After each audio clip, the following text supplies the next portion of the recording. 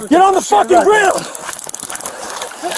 दोस्तों, कैदियों के जेल से भागने की खबरें अक्सर आपने सुनी होंगी और आप भी सोचते होंगे कि फिल्मी दुनिया में तो ठीक है, पर असल जिंदगी में इतनी सुरक्षा और चाक चौबंदी के बीच आखिरकार कैदी कैसे फरार हो जाते हैं। अगर आपके जहन में भी यही सवाल आता है तो हम आपको उन कैदियों से मिलवाने वाले हैं जिन्होंने जेल के अंदर रहकर एक ऐसी सुरंग बना डाली जिसका पता 50 सालों बाद लगा। जी हाँ, घबराइए मत, ये सच है। आज की हमारी इस वीडियो में हम आपको दुनिया के सबसे खतरनाक कैदी के बारे में बताने वाले हैं जिसे आज तक कोई भी जेलर जेल में नहीं रख पाया था। तो वीडियो को अंत तक जरूर देखें। तो चलिए शुरू करते हैं इस मजेदार वीडियो को। दोस्तों, कैलिफोर्निया के सैन फ्रांसिस्को खाड़ी के बीच एक सुनसान टापू अल्काट्रेज, यहाँ बनी जेल को अमेरिका का काला पानी समझा जाता था और यहाँ बेहद दुर्दांत अपराधियों को सजा के लिए भेजा जाता था। इन्हीं कैदियों में वो 4 कैदी भी थे जिनके इरादे खतरों से खेलने के थे। जॉन और क्लैरेंस नाम के एंगलिन के साथ 2 कैदियों का दोस्ताना बढ़ा। इन चारों की कोठरियां आसपास थीं, इसीलिए ये चारों ज्यादातर वक्त जेल से भागने के तमाम रास्तों, साजिशों और तैयारियों पर बातचीत करते थे। इस साजिश को कामयाब करने के लिए कई तरह के साधनों के साथ ही खतरों से खेलने का हौसला चाहिए था, क्योंकि पहले जिन कैदियों ने भागने की कोशिश की थी उनमें से कुछ को गोली तक मार दी गई थी। मॉरिस फितरतन अपराधी था और वो पहले लुजियाना की जेल से भाग चुका था। इस जेल यानी इलेक्ट्राइज में पहले भी कुछ वक्त कैदी रह चुका था, इसलिए बस जेल की बनावट से वाकिफ था। उसी ने बाकी तीनों को साथ लेकर भागने की साजिश का मास्टर प्लान तैयार किया था। मॉरिस को इस जेल से भागने के लिए असल में मदद चाहिए थी। वो अकेले भागने की साजिश नहीं रच सकता था। तब एंगलिन भाइयों को उसने अपना साथी बनाया।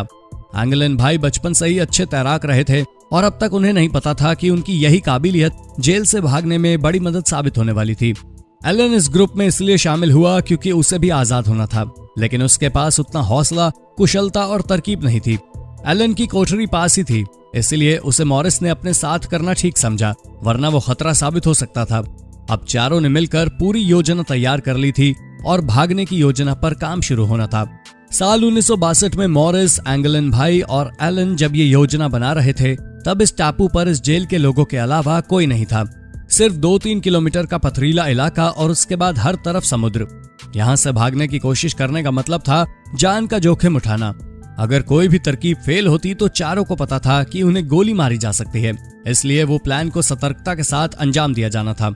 7 महीनों की योजना के बाद उन्होंने दीवारों के माध्यम से जेल की छत पर बड़ी सुरंग बनाई।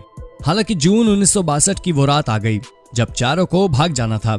उस रात कुछ देर के लिए बिजली चले जाने का फायदा भी चारों को मिला, लेकिन इसके बावजूद एक गड़बड़ की वजह से चारों की सांसें हलक में अटक गईं। चारों को अपनी कोठरियों के छेदों से बाहर निकलना था, लेकिन एलन अपनी कोठरी के छेद में अटक कर रह गया।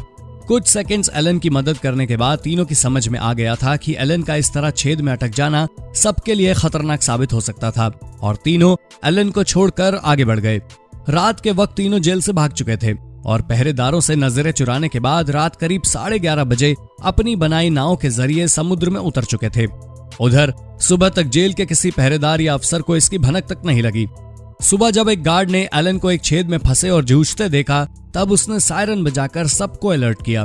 किसी तरह एलन को उस छेद से निकाला गया और उसके बाद एलन ने जेल प्रशासन की मदद करते हुए पूरी कहानी बयान की। फौरन बाद भागे हुए 3 कैदियों की तलाश शुरू हुई। तो दोस्तों, अगर आपको हमारी वीडियो पसंद आई हो तो इसे लाइक, शेयर और सब्सक्राइब करना ना भूलें। धन्यवाद।